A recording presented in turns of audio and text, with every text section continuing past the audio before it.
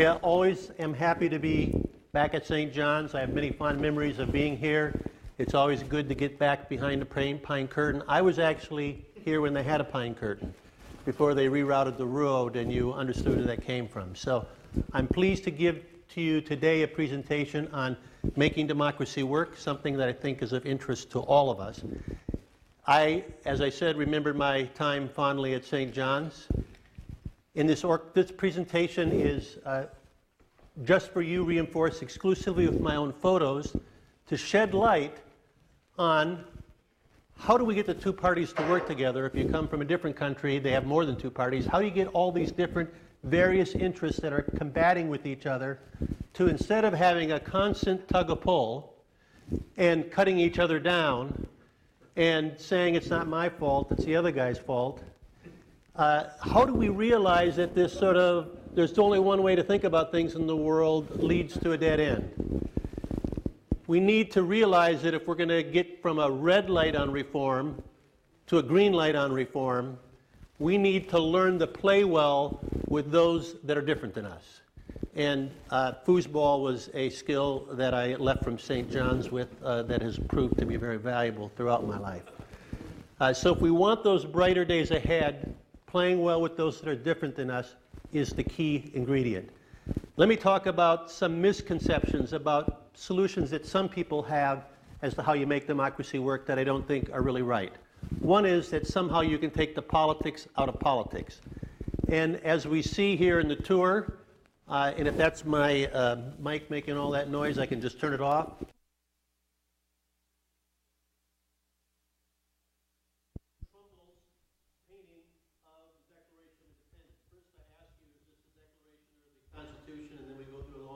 Conversation about who was at one but not the other, and of course the answer is George Washington, since I work at George Washington University.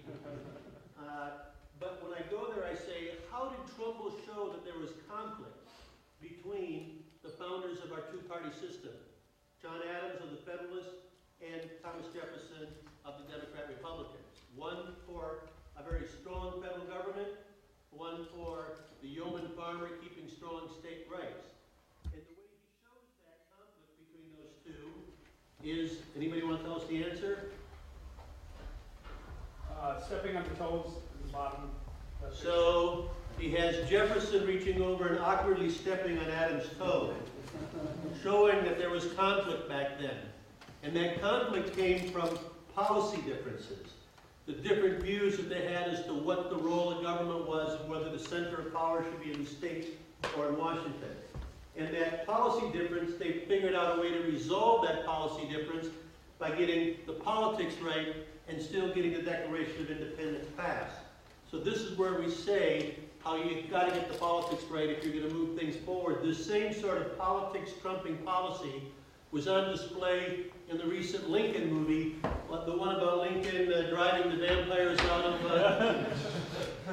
I'm sorry, I meant the one about Lincoln using hard politics to get slavery abolished. That's why we say at our school that politics trumps policy. Conflicting policy solutions creates the conflict, and the only way you're going to get that consensus is to get the politics right. So I'm pleased to lead the first and foremost school of applied politics. There are 242 policy schools, the white coats around the world. There's only one that's focused on politics. And we teach how to win a campaign, whether it be for electoral office, whether it be for advancing legislation, or impacting public opinion. Our focus is on being to politics what the Kennedy School is to policy. Second misconception is that politicians are our biggest problem. Now, I will grant you that they are part of the problem, because if you look at the primacy of primaries, where there's less than 40 of the 435 seats in the House where the general election is the key election. Almost every other seat, the primary election is the key election. Minnesota actually has a share of those because we've had courts draw our lines for the last couple of elections. But they're more worried about winning a primary than they are about winning a general. That's a problem they created themselves. And the filibuster rules are also a problem they created themselves. But if you really want to find the problem, all you need to do is look in the mirror. Because for better or for worse, we are in a divided country, we are in a divided world, and politicians are a reflection of that as well. You will find people that love Obamacare. You will also find people that say, impeach Obama, yes we can. Both of those are in America in very strong strains, and Congress has to try to figure out a way to reconcile those strains. When I grew up in northern Minnesota, in Pequot Lakes, we got one TV station, it was NBC. So it was a lot easier to have a consistent point of view amongst the people in northern Minnesota when everybody was watching KCMT or whatever it was broadcast out of Walker. But even those that lived in big cities like St. Cloud or other areas would only get 3 channels, ABC, NBC, CBS, and they're all kind of the same homogeneous news. Today, you got millions of options, and everybody gets their own version on their iPhone or their other intelligent device, and if you like chocolate, you don't order vanilla. So you get the kind of news that reinforces your own view. All of these fragmentation of the media, which has created more fragmentation of political views amongst the populace, has made getting the politics right even harder. Now, if I were teaching a business class, I would tell you that the best way to make lots of money is take a very narrow focus on just what you can be the best in the world at. But if you're in politics, that doesn't always lead to the correct answer. Let me just give you an example. How many of you have seen this movie, Fahrenheit 9/11? We have a few in the audience here. I'm glad to see there's not more than that. But how did I do in the movie? You did all right. I did all right? You answered the question, and then he cut it and made it sound... I took it out of context, I'll say.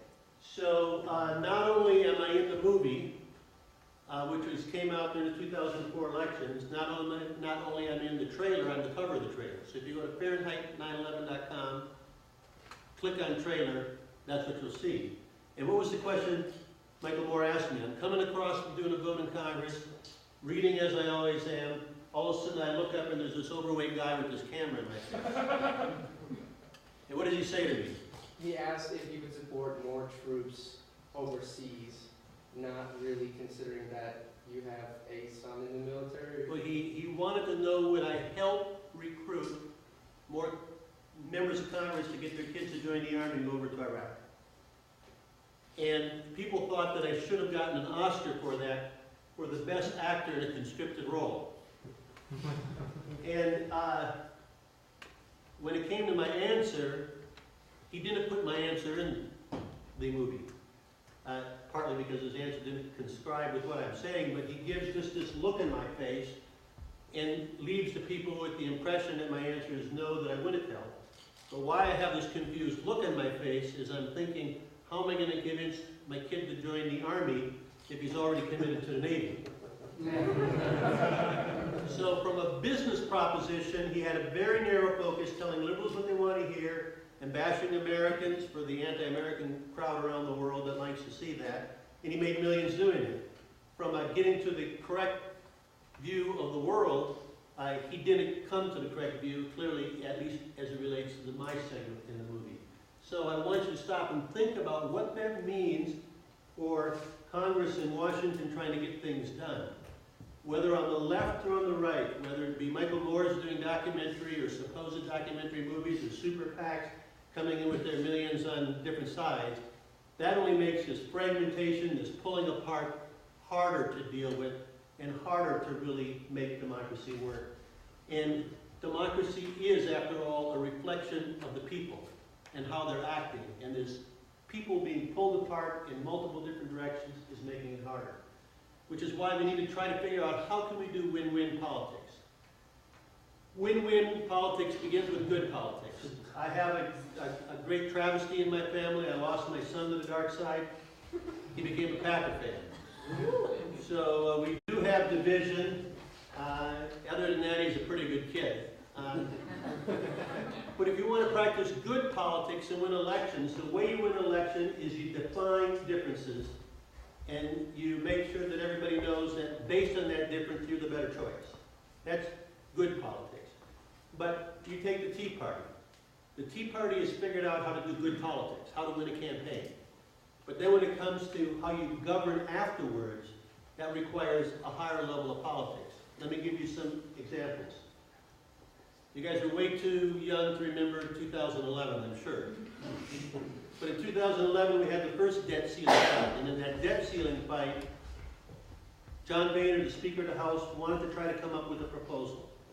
The Tea Party wouldn't support John Boehner, even though they're Republicans. So what did John Boehner have to do? He had to hand it over to the U.S. Senate, controlled by the Democrats. And what was the result? The result was a sequester which had a disproportionate cut in the military spending. And yet, yes, the second from the left is oldest son Charles, who is a St. John's prep graduate. He couldn't get into St. John's, so he had to go to Notre Dame instead. The Republicans are not for less defense spending, but that was the result of the way they played politics. Then we came to the fiscal cliff. And to avert the fiscal cliff, John Boehner wanted to increase taxes on those making north of $1 million. The Tea Party wouldn't play along with John Boehner. Once again, he had to hand it over to the U.S. Senate, controlled by the Democrats. And as a result, we ended up having taxes increase on north of $400,000. So the net effect of having these highly conservative people get elected is that exactly the opposite of what conservatives wanted to happen happened. We had more defense spending and more tax increases than the Tea Party had never been invented. That's why you need to have an understanding. The goal is to not just win elections, but get it in the end zone from a legislative perspective on whatever it is you're trying to advance. And that requires a win-win politics. Even before a Minnesotan helped win the shoot-off with Russia, we did have an agreement with my son on the fact that Minnesota is a state of hockey. Better politicians learn how to build coalitions, how to move beyond agitation to get to action. And this is another higher level of politics you need to get to, but really the best level of politics is how do you take this highly fragmented society and you marshal them all towards common purpose? How do you get them to act together? That's really what we need more of. Now when we talk about another, beyond the misconceptions, what is the solutions? The first solution is we need to seek decisions. We're here about doing something. When I was young, we had Tarrington advertisements for smokers back when we used to be able to allow smokers, tobacco companies to advertise, and the storyline was that Tarrington smokers would rather fight than switch. And so they'd always show famous people with their black eye. That appears to be the approach of most in Washington and other capitals around the world. Whereas I would propose a different approach. And that is, I think Theodore Roosevelt, who said, in any moment of decision, the best thing to do is the right thing. The next best thing to do is the wrong thing. And the worst thing to do is nothing. And I would suggest to you that there are at least two items that the worst thing to do is nothing, particularly if you happen to be your age, the first of which is our debt. Our debt and the fact that I'm going to retire soon along with all the other baby boomers, and that's going to make that debt even worse, is going to limit your opportunity and your kids' opportunity. America, burdened by debt, is not going to be able to be as vibrant as the economy as it otherwise would be. It's not going to be able to deal with economic shocks like it would be. It's not going to be able to deal with a foreign policy crisis in the same way it would. And we're still, that's going to get even worse as interest rates go up. You're too young to remember that interest rates are not always this low. When they go up, the cost of the burden of debt is going to take the oxygen out of anything else the government wants to do. It's a huge issue. It's your issue. It's not my issue. I'm not going to live long enough to pay for it. It's really your kids' issues. And there's a big argument as to whether you should increase taxes or decrease spending or both. That is far less important than doing something, because we have to get this debt under control. Doing nothing is the worst thing that could happen. Another is immigration. immigration, as it stands today, is not a good situation from any angle. And we need to do something on immigration. And both of these would make America a far stronger country, no matter what the solution was. So these are cases where we really should be pushing forward. Yes, you need to spend time studying the issue, but you ultimately need to make your move. You always have to think about what is the big resistance to getting action. In Washington, the big resistance is typically the need to get 60 votes in the U.S. Senate. That means almost always that you have to get a slice of the other side. As you probably know, I happen to be a Republican, and as a Republican, we haven't had 60 votes in the Senate for 90 years, so I don't want to wait 90 years before we get something done. And as a Democrat, the last time they actually took just their 60 votes to pass something, Obamacare, we've seen how much consternation that's caused. And as Thomas Jefferson said, it's not good to pass major innovations on a slim margin, because it just divides the country even further. So you have to go in this with an attitude of, I don't need to get all the other side to agree with me, but I need to get a slice of them. From a U.S. perspective, a Washington perspective, get enough of a slice that you can get something over 60 votes in the U.S. Senate. And that's only made harder with the agitation from the Tea Party types on the right and the Occupy on the left. So that this is really the best picture I have of our current state of government affairs. I took this at a modern art museum in Brussels. And the guy clearly wants to go somewhere. He's got his suitcases packed, he's ready to go, but because he has his anchors down on the left and the right, he's going nowhere. And I don't think anything better describes the state of political paralysis that we face today than this picture. We talked about it at dinner, Mexico.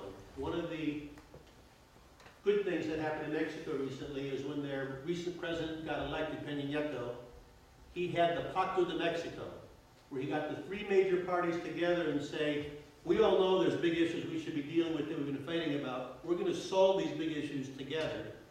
And they have largely done those. And they broke up the telecom industry. They ended the monopoly of oil to the government oil company to open that up to better develop their reserves of oil, and made huge, very controversial decisions that is going to open up the Mexican economy and make it a far more competitive economy going forward. They did that together. So if I could wish one thing for America, I would take those two issues I just mentioned and get the two parties to say, okay, we're just going to do these. We're going to pass them, and then we'll go fighting about everything else. Because if we got those two done, everything else would pale by comparison. Besides having an attitude of seeking decisions, you need a C360. We are all products of our environment. We all grew up in a certain place with parents that have a certain background, a political bent. They have their jobs. Each job has sort of a typical political profile.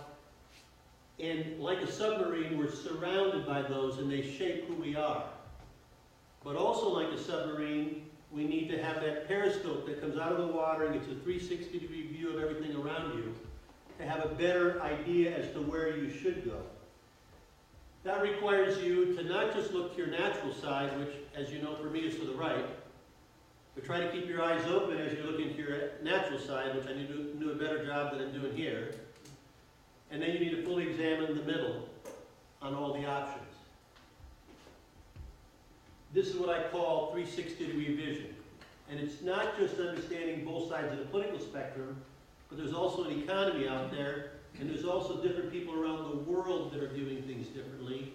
And looking at that, seeing that, observing that can help you come to better solutions and find things that you might otherwise overlook. Let me give you just one example. If you go to London, they have a rent-a-bike program. And the rent-a-bike program is called the Barclays Bike Program. And it's a great deal. You pay a $45 membership. You take a bike, you can take it and drop it off anywhere you want.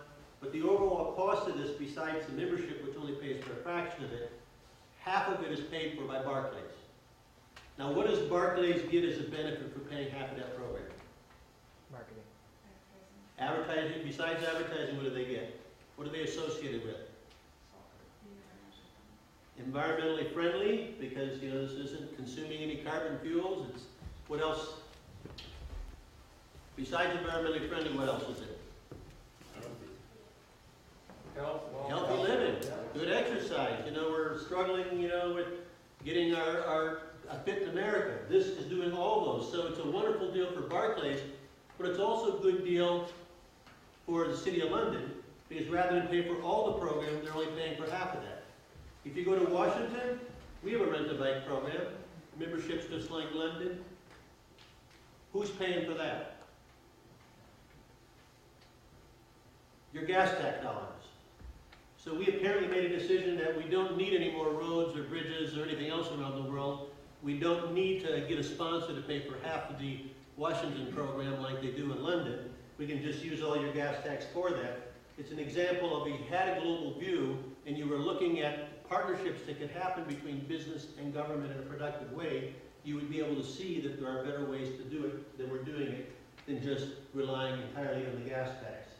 So I've really focused throughout my life on having this 360-degree vision, not just understanding the business leaders in America, and I'd encourage you to do the same, but around the world.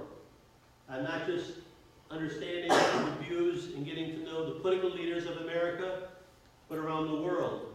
Here with who I hope will soon be the former president of Syria, Assad, the late Prime Minister of Israel, Sharon, and King Fisher. And you need to not only understand your own history, but you need to understand other people's history as well. And you need to understand your own religion, but you also need to understand other religions around the world. Importantly, you know, the Muslim religion, where I've been in 10 Muslim countries and actively engaged with them to understand their view. Not just understand the role that your military plays around the world, but also the role that other militaries play around the world and how they view themselves. And I've had the opportunity not only to teach in America, but teach around the world as well. But each and every one of you, if we're going to get this democracy working, has got to work on developing a 360-degree view. And how do you do that? First of all, I mentioned it at an earlier event today that I show this picture in every class of a China daily dispenser and a political dispenser.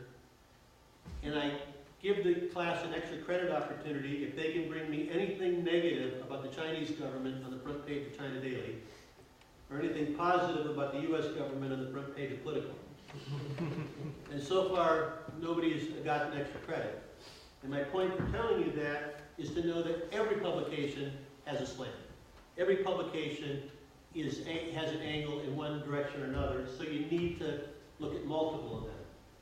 Since our school is what we call full spectrum, seeing all sides, I went to both the Democratic Convention, National Convention, and the Republican Convention.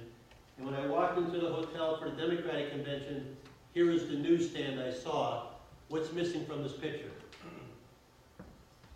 The Wall Street Journal. Wall Street Journal. And why is the Wall Street Journal missing from the picture? Because it's largely viewed as the voice of the right. If I went to the Republican Convention newsstand, what would be missing? Just about everything up here.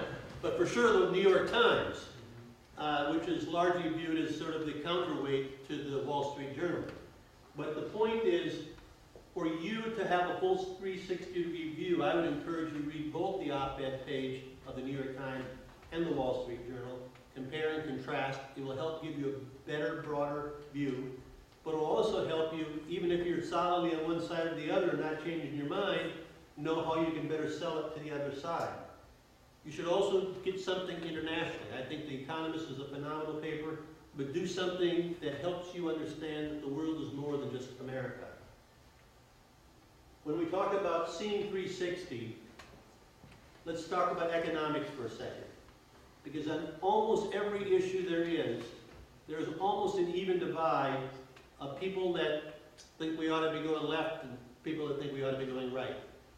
A recent poll by Gallup, when asked whether the government is doing too much or should do more. 53% say the government's trying to do too much, 40% say it should do more. This largely defines the economic debate that goes on in America. And let me help you understand it so you can understand the two views and how they articulate themselves. One side is more of a collectivist, it takes a village. One side is a rugged individualism. One side looks for equal opportunity. Everybody's got the same opportunity to succeed. The other is looking for a more equal outcome, irrespective of what each side did. And that creates disputes. One of the areas of disputes we have is redistribution. And the two different ideologies that we're playing up against is on the one side Karl Marx, who says, from each according to his abilities, to each according to his needs. The flip of that is Adam Smith, who says, it is not from the benevolence of the butcher, the baker, the brewer, the baker that we expect our dinner, but from their regard for their own interest. And when you think about one side is motivating the sign I saw in Spain, capitalism is poverty for too many, the banks rob. The other side is motivating the sign I saw in the high school gym in Watertown, work will win when wishing won't. That you need to have incentive to drive the optimal results. When you hear each side say unfair, they're talking about completely different things when they say the word unfair.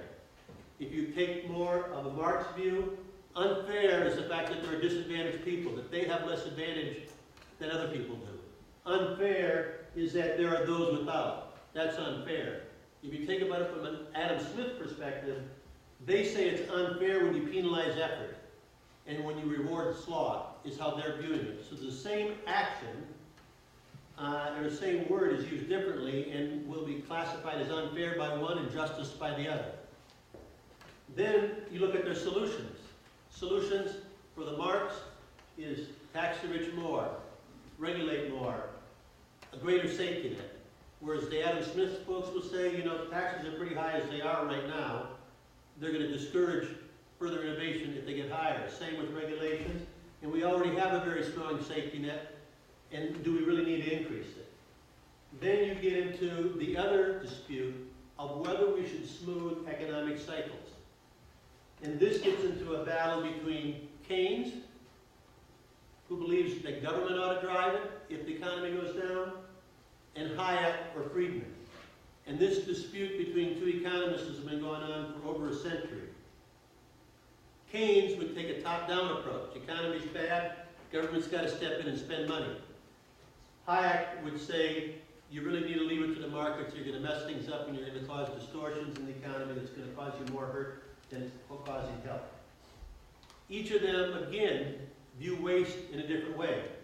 Keynes would say, if a person is unemployed, that's waste.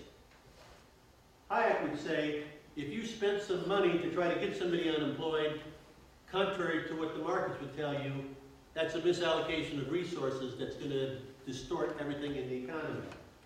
When they talk about the proof of their philosophy, Keynesians would say, World War II, that we didn't come out of the Great Recession until the huge increase in government spending to win World War II. But then the Hayek people would come right back and said, but according to your theory, when we stopped making that big spending after World War II, we should have had an economy crash, but instead we had the economy move forward based on the markets. The third area is a role of business. And there was a survey recently done by Edelman of asking this question. Do you agree with this statement? The social responsibility of business is to increase its profits.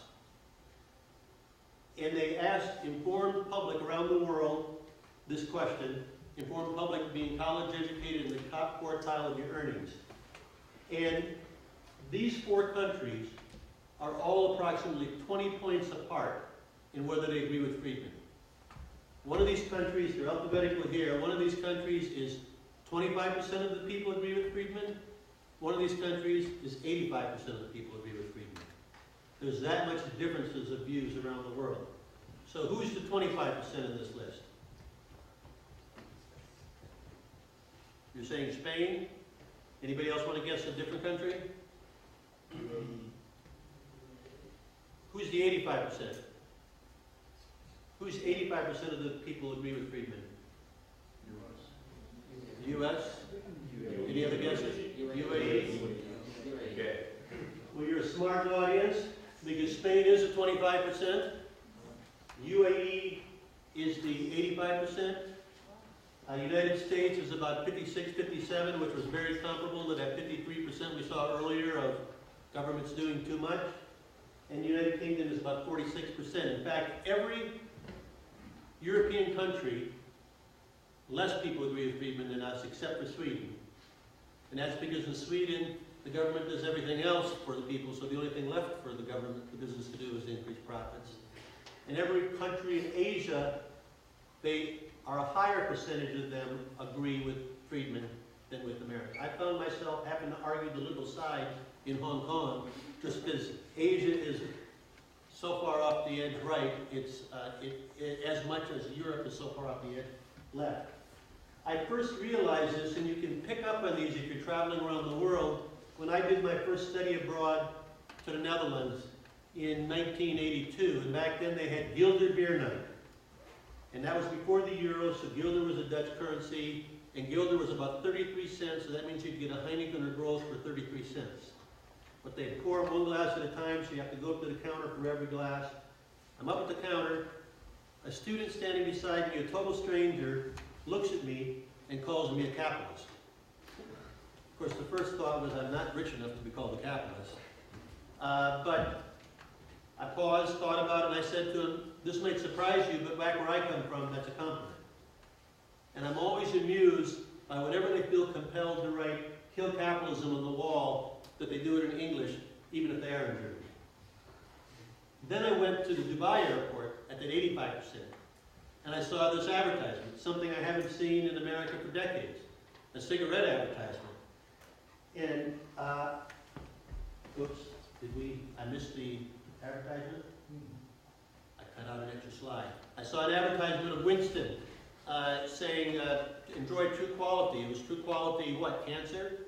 But they took the approach, if 85% of the people think the social responsibility of businesses to increase profits, and this will increase profits, why not? So, radically different views around the world. Then if we look at the foreign policy differences, again, this was taken by NBC News in August when we were struggling with the Syria decision. Whether, if they do find that they use chemical weapons on their citizens, whether we should take military action. At that time, 42% said yes, 52% said no. My point here is to point out that there is a division on foreign policy in American thought, just as there is in economic. And if you read the big fat book on diplomacy that Kissinger put out, he will have his second or third chapter, which is called The Hinge. The hinge in American foreign policy thought is Theodore Roosevelt versus Woodrow Wilson, having two different points of views. So when it comes to what they thought about on the use of power, they had different views as to why America should use power. What is the purpose of our power? This, by the way, is a picture another pilot took of my son when he was doing training over Key West. Why would you ever put him into action? Wilson thought the reason you used American power was to help the oppressed, to advance democracy. Theodore Roosevelt said there's only one reason you put American power to use, and that's for American national interest. This was the conflict on when you use power. So if you go to the question on Iraq, what would Wilson say? What would Wilson say about whether or not you should go into Iraq? Absolutely. Wilson would say, you're helping the oppressed, you're advancing democracy, you should go into Iraq. So when there is that uproar, he would respond to it. What would Roosevelt say? Roosevelt would say if they weren't the people that killed the people on 9/11, we shouldn't go. Then you get to the question of who's the arbiter of action? Who decides whether we act or not? There's again a division as to who provides the umbrella of peace. What would Wilson say? Wilson would say you have to rely on diplomatic removals. that if it's not approved by the UN, it's unilateral. Wilson, after all, opposed preparations for World War I. Whereas, what would Roosevelt say? Roosevelt sent the Great White Fleet out to open up the world to American influence. Came out with the speak softly and carry a big stick, which, by the way, he said at the Minnesota State Fair back in 1900-something. And he took the view that the belief that public opinion or international public opinion, unbacked by force, has the slightest effect in restraining a powerful military nation in any course of action has been proved to be a pathetic fallacy. And would further say that there's always the belief that 100 small men confer leadership equal to one big man. That is not so. So again, if we go to history and you think about who are you really ever going to get to act in a military action if it's deemed necessary, generally that will only be supported by the people if the people believe that their military has won and for the right reasons. So if you look at the victory of the last 3 wars, you had US, Britain, Russia, and France as the victors in World War I, US, Britain, and Russia as the 3 big victors in World War II. And we got the common Cold War, you're down to just 2. And I call this the bookstore test, because if they believe that you won them for the right reasons, they'll buy books on military history. If they don't, they won't buy those books. And the military history of Britain is long and storied. And when I go to their bookstores and I count the number of sections of history books they have and what percentage of those history books are military history, you find it's 50 to 60% of their history is military history. America, too, has a history. We have 20 divisions in the U.S. Army, only 20 divisions, yet 2 of those divisions are the 101st and the 82nd. And if we only have 20 divisions, why do we have 101st and an 82nd? It's because they have a proud tradition at Normandy, the Battle of the Bulge, the Argonne Forest, that people are proud of. And so when I go to American bookstores, I generally find about 40%. When I go to French bookstores, I have about 10%, and it's all on Napoleon, and he only lasted a decade or so. If you go to Germany, it's 0.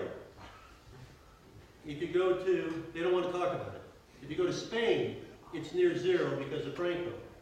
And you go to many other countries around the world, so under this idea of unilaterally, realistically, there's really only 2 countries, or maybe 3 with Australia, that have that kind of support back home. The other sort of factoid is if you look at a unipolar world, which we're in a temporary state of now, a bipolar world, which we were in during the Cold War, and a multipolar world, and you look at the number of violent deaths that occurred in interstate conflict, these little green lines are unipolar world. The bipolar world of Afghans and the Soviet, Vietnam, and Korea are a little bit more visible.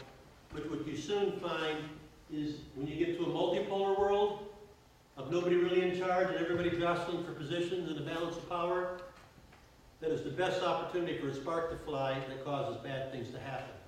If you have 6 brothers and sisters like me and a family of 7, you know that if there isn't a strong mom in the room to keep things under control, then bad things can happen. And so for better or for worse, we're moving back into one of those worlds. So on the decision side, Wilson would say, you have to defer to the UN. And Roosevelt would say, I don't give a whit about the UN, US has to lead. The Wilson side would point to the destruction, the cost. This isn't consistent with our values. Whereas the Roosevelt side would say, as I described to some over dinner, that when Germany rearmed across the Rhineland, the German generals told them not to because the West was certain to act and they would lose. France wanted to act. Baldwin from the UK did it. He deferred it to the League of Nations. Nothing happened. And all the cautionary generals in Germany were discredited because they cautioned against it. Most people said that if we would have acted as France wanted to when they crossed the Rhineland, that we might have lost 250,000 lives. Instead, we lost 50 million lives. So the side of Theodore Roosevelt would say is no act of war ever caused as many violent deaths as not acting on that case. So nipping it in the bud, preventing future action. There are two sides in every issue. You really need to understand both sides of the issue if you're really going to be able to advance whatever it is you believe in. I'm not trying to convince you one side or the other. I'm trying to convince you that there are legitimate points of views and motivations on each side. But to be really successful to get this done in a political environment, you not only have to see 360, but you need to speak 360. So, if we go to the economic argument of government top-down, markets bottoms up, we look at this quote. This quote says, market's power to generate wealth and expand freedom is unmatched. Is this Keynes or Hayek being channeled by the president? This is Hayek. We're talking markets, saying markets is good. Is this Bush or Obama speaking? Second quote. Instead of laboring on the edge of subsistence, this is the broader definition of liberty that has motivated the Homestead Act, the Social Security Act, the GI Bill of Rights. Is this Keynes or Hayek? Keynes. This is Keynes. So of course, the person who's talking Hayek is Obama. The person who's talking Keynes is Bush. Because you may not like either of them, but they've achieved the political feat of winning 2 national elections, which is not easy to do. They've advanced major legislation, which you may or may not have agreed to, but it's hard to do, and they've done it. But they've understood that in order to do that, they need to not only speak to their own side, but they need to figure out how they can speak to the other side as well. And for you to be effective in anything you do politically, it's absolutely vitally important that you do. Similarly, on this battle between defer to the UN or U.S. leads, I, like any head of state, reserve the right to act unilaterally if necessary to defend my nation. Is this Theodore Roosevelt or is this Woodrow Wilson? This is Roosevelt. And all of our allies in the U.S. can know we honor your friendship, we rely on your counsel, and depend on your help. Division amongst free nations is the primary goal of freedom's enemies. The concerted effort of free nations to promote democracy is a prelude to our enemies' defeat. Who's being channeled here? Wilson. Again, this is Obama speaking. This is Bush speaking. So this idea they understand, and perhaps they need to be doing it even more effectively than they are, but you need to understand to be successful in making democracy work requires that reach out. That begins with don't use party as a crutch. When I quit my job to spent a full year running for Congress as a challenger, which is a very risky thing to do, as we discussed earlier, I didn't let any of my press people put anything in the news releases that said anything about Republican or Democrat. I said to them, if you can't explain the issue without relying on the crutch of Republican versus Democrat, then you don't understand it well enough. That forces you to really study the issue and understand what's it all about as opposed to just taking the talking points from the party. And it also forces you to listen to the people to see what their understanding of the issue is and how they couch it and what they view as important in that. You also, though, need to build coalitions. And being a Lone Ranger is not the path in politics. Politics is a game of addition. You need more rather than less. That requires you to build a big team. And as you're building that team, you need to understand that you can't just trade a bag of beans for the state of Oklahoma. That just doesn't work. And you have to expect to be in places that are maybe different than you're normally used to hanging around in if you're going to really build a big enough team to get to where you're going. And need cookies, I got milk. Those that are most different from you are most valuable to you in a coalition. Cookies and milk are very different from one another, hard and crunchy versus liquidy, but they go well together. and you need to reach out and find people that are different than you. Once you have that coalition, you need to focus on what your similar views are, similar goals are, not be preoccupied with what differences you might have. I used to take the approach when meeting members of Congress like Karen Maloney, we may disagree on 99 out of 100 issues, but we can work together on the one issue that we do agree on. And that's where I was able to partner with 20 different Democrats in Congress and get over half the Democrats to support one of my issues. Sometimes they criticize international travel, but the international travel that Congress does always has to be done in a bipartisan way. And as you know, there's no better way to get to know somebody really than to travel with them for a few days. And so I found that to be a highly valuable way to really build friendships on the other side. At our school, we are definitively full spectrum.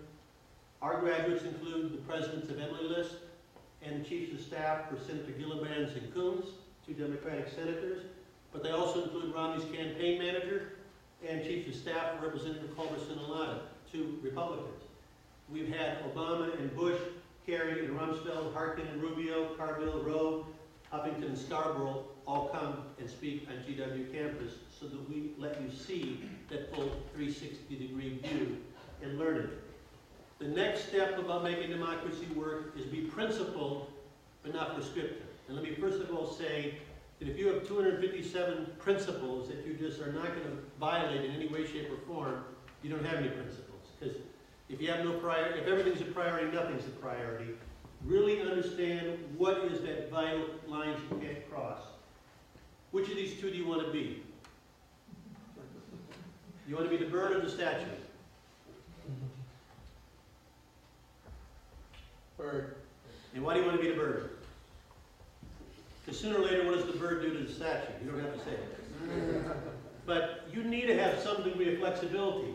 And if you've got 257 things you're never going to change on, you're a statue. And you're going to be largely useless to anybody else to look at. So if you want healthier living, don't tell them they have to eat blueberries. You know, give them the choice of strawberries, bananas, blueberries, whatever's healthy. And if you think that talk is cheap and overspending is not, you either want to cut off spending or you want to raise taxes, don't be so prescriptive as to which tap you either turn off or turn on or off. Stick with your broader principle as opposed to being too prescriptive to get to the end. An example of where I applied these was that when I was in Congress, my FAST Act amendment was the only bill to pass, the only amendment to pass the transportation bill when I was in Congress. And it wasn't because the chairman was for it, he was against it. It wasn't because the ranking member was for it, he was against it. It wasn't because the president was for it, he was against it. But I understood the power of building up a diverse coalition. First of all, making sure that my own district, which has long commute times, understand this is important to them. But then going into the voice of the left and getting the Washington Post readers to understand that this means more roads, which they want. The idea was if we allowed new lanes to be built with private dollars, that they could be toll lanes. But then on the flip side, I got the Wall Street Journal to editorialize in favor of my article because they understand if more private dollars were coming in the roads, there would be less pressure on raising the gas tax, and they don't like higher taxes. So they were supportive of it. But the real key was the truckers. Because my act said you could have tolls on new lanes, but not on existing lanes. And the truckers didn't want tolls on existing lanes. So I got on the Trucking Bozo radio program at midnight. And even back then, they would have computers online in their trucks.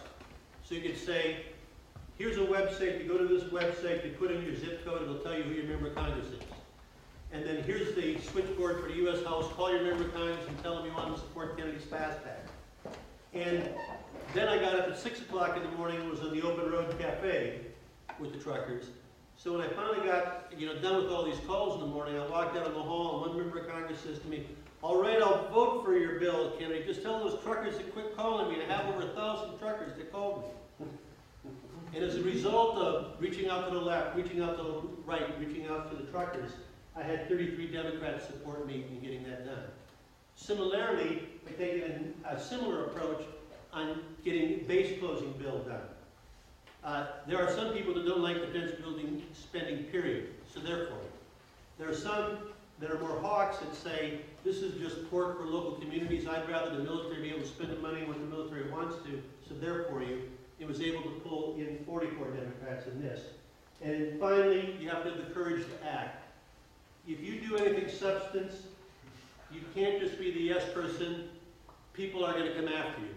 So if you happen to be the deciding vote on CAFTA for Central American Free Trade Agreement and the #1 sugar beet producing state in the Union, you can expect the Star Tribune may not be saying that nice things about you, even though they were nice enough to publish my op-ed in the Star Tribune this morning. So we need to figure out how to get this win-win politics and how to get it right. We face some very serious headwinds in that effort. We're in many ways at a pivot point, but I believe that we can avoid the crash-up if we all learn to balance all these various interests, tap that inner urge within all of us to be that superhero, and jump in and solve this puzzle together to leave a better future for all of our children. Thank you.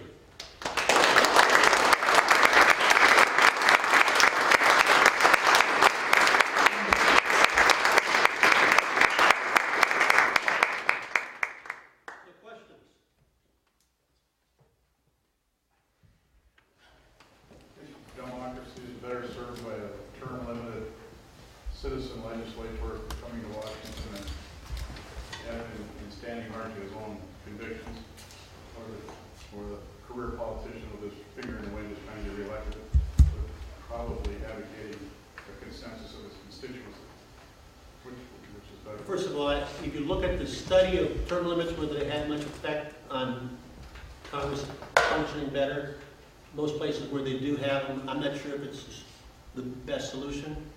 Second of all, when you have standing for your convictions, that's gridlock. It's what? That can contribute to gridlock. Right. You want to advance your convictions. What did you go to Congress for? If it's just say no, that gets you nowhere. It maybe makes somebody back home feel better because somebody kicked up a fuss. But to just say no, do nothing, is a sand in the gears of getting in the direction you want to. So what is it you want to achieve? What is it that's wrong? And you're not going to get there unless you get 60 votes in the Senate, otherwise you're just going to be creating friction. And so my goal is you have to get beyond the agitation and action. Much of the Tea Party motivation was just say no. And they said no to Boehner, and they got the exact opposite of what they wanted to have. So it didn't show that their strategy was getting them to the goal they wanted. Have a goal, figure out what the goal is, and if your goal is to just say no, that is the end point, that the end in life is to just say no, if that's what we're all here for, as opposed to more or less defense spending, more or less taxes, balanced budget or not, and think about how do I get to whatever that end is, I think is a better approach. So and the part of the problem on the election, as I say, is that much of these districts only really care about one view. If you are in the 5th district of Minnesota, if you didn't know how to spell Republican, it would not limit your chances of getting reelected at all. If you were in Houston, if you didn't know how to spell Democrat, it wouldn't hurt your chances of getting reelected at all. So those districts are not trying to think, they're just trying, for them just taking that obstructionist view is exactly what their slice of the world wants to do, which makes it harder to get things done. And I think why these more balanced districts that we have here in Minnesota can play more of a leadership role, and part of the reason why Minnesotans over time have played a stronger leadership role, because they realize in Minnesota, you gotta make sure you're playing to get the action as opposed to just agitation. With the next question? That was kind of my question, was what kind of solution do you see trying to combat this political environment? Do you see redistricting reform? Is it more of a cultural thing? Is it the way in which primaries are carried out? What kind of solutions do you see? The best thing to do could be redistricting reform, but you know what kind of a force you're going to have to do to beat that? Because you're up against the most established interest in politics. Because what does a member of Congress do? They don't want to have to worry about re-election. You only have to worry about a primary in 420 of the 430, 400 of the 435 seats in the House. You don't have to worry about a primary. They want to keep it that way. And actually, the legislators that are crafting that are hoping that someday they'll be congressmen or women, and so they want to keep it that way too. And so you have to go against every single elected official you have, Congress and legislature, and have a true citizen revolt to say, we want to have balanced districts. And so we would encourage you to form an organization in every state in the union and get good government people to back that, to have that happen, but it's going to be a heavy, heavy lift. I mean, I think a couple of things is I got to get everybody to see both sides and I need to get 20% of the other side to agree with me, or we're getting nowhere. I can just create agitation. The other interesting thing is when you get to Washington, you typically are in divided camps. Republicans rarely bump into Democrats and vice versa. And when we gave away our first Alumni Achievement Awards, we gave it to Romney's campaign manager and the political director for the Democratic Senatorial Committee. And both of them said one of the beautiful things about going to our schools, since we don't talk policy, we don't talk about the things that divide us, we just talk about politics. We get to know people from the other side, and they both mentioned that getting to know somebody from the other side and keeping those lifelong friends was valuable to them. So reach out and nourish and keep those relationships that disagree with you to help you keep a broader view, and that will help all of democracy move better. One step at a time. How did your time at St. John's influence your kind of ability to work in a bipartisan way? Being that St. John's is like a liberal arts school, many different, you have to take a bunch of different classes and there are different ideologies. Does that have anything to play into your ability to kind of not be so set in stone? Yes. And I was asked to write an article by the MIAC about what I got out of St. John's. And if you go back and read that one pager that I wrote about 3-4 decades ago, the one thing that I said was most valuable about what I got out of St. John's was intellectual curiosity. And what you really need is you need that intellectual curiosity. Okay, now, I understand this is what the talking points are saying I should be for, and that they're saying this is bad, but why should I be for this? Why is that bad? And asking those questions and digging down deeper. And I think that is a valuable lesson for a liberal arts education. I think it's a valuable lesson that I learned at St. John's. Other questions? Yes? In that same regard, I'm curious the role of lobbyists. I always thought if I was a representative of some sort, I welcome the lobbyist because he'd be the most articulate, most persuasive, most knowledgeable individual to argue his case. And then on the other side, I think they'd be very useful tools, they seem to be kind of condemned. But to me, it's only the legislator that favors the one that takes them out to dinner versus the one that has a better argument. But the lobbyists themselves, what was your experience with them? Well, first of all, you can't take them out to dinner in most places. You can't even take them out to coffee hardly anymore. As we train lobbyists, we say, unless you are proved to be an important factual piece of information for the member, they're going to ignore you.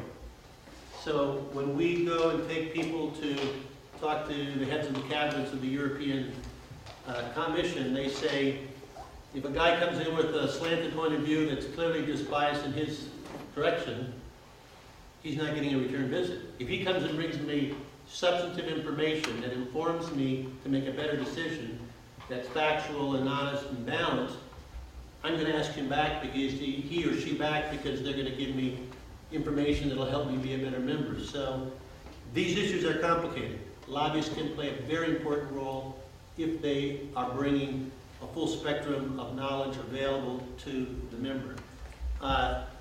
From a campaign finance reform perspective, most of what we've done in my mind has been bad, but one thing that I tried to advance is having a lifetime ban on members of Congress being lobbyists. Because, frankly, the money I get in my campaigns had almost, I would say, no effect on how I voted. People supported me because I was supporting issues already that they believed in. I said the one mistake I did when I got elected, they were wanting, the nurse anesthetist and the anesthesiologist were fighting over whether a rural nurse anesthetist could be supervised by just a regular MD as opposed to an anesthesiologist. And at St. John's here, I took one science class because the liberal arts requirement made me. I was very proud that I got a B in that one science class by the skin of my teeth. And I said, listen, I know nothing about science. You guys know a lot more about science. Whether this is, safety, you guys make the decision. And as a result, I didn't get money from either of them. If I would have picked one or the other, one of them would have supported me. So then my future son-in-law puts a golf ball in my face. Quarter-inch higher, I'd be blind in this eye. Inch to the right, I'd be dead. I'm lying on the operation table. The nurse anesthetist operating on me, putting me under, had been in my office lobbying me on this issue. But since the nurse anesthetist had less money than the anesthesiologist, they actually took it as a minor victory that I chose to be neutral. So I says, please don't tell the anesthesiologist I wasn't for him, I want to wake up. But so whether I'm getting, who I'm getting that $5,000 corporate, tax check makes a difference to me, but who I'm getting that $1 million paycheck from afterwards could influence how I act. And therefore, I think that type of reform would make people that weren't just, their only useful function was lobbying, but they actually had perhaps been in business or been a teacher or other form of job that they could go back to afterwards. So that would, I think, would be one good reform. But you're right, lobbyists can play a constructive role. Other questions? Let me take one more question if we have one. So you mentioned, lobbyists can't even take a member out for coffee or anything, and I know other people, I don't remember if you've talked about it, but other people have talked about how that's actually hurt bipartisanship and things in Congress because they don't get together for golf outings and stuff that are normally paid for by the lobbying firms. How do you feel about that? I agree. Let me ask you a question. If you took two opponents in the U.S. Senate, a Democrat and a Republican, and you gave them Super Bowl tickets, so long as they sat beside each other for the whole Super Bowl and talked to each other and shared a beer and chips, would the world be better off or worse off? And so a lot of these there is no real opportunities to mingle. And we passed even more stringent lobbying restrictions while I was in Congress. But a lot of the just receptions or dinners that weren't really any big glorious thing, but they gave opportunities for members to be together, were nixed. And so you do need to try to figure out how can we put these two together, whether it be trips abroad or receptions, or having the rules say within these bounds, so long as you got two really conflicting folks together, that it's better. So we just really need to rethink those issues. So I will just say that I've appreciated the opportunity to spend time here at St. John's. This is a fabulous university and St. Ben's. You've got a great future in front of you. If you learn to cultivate your own 360-degree view, if you learn to approach every issue with, I not only need to get my side to agree with me, but I need to get a slice of the other side so that whatever the 60 vote in the Senate equivalent is and whatever you're trying to accomplish, you can get past and have sustainable action. You will find that you feel a lot better about yourself when you get to be my age than if you did have a different past. So thanks again for having me.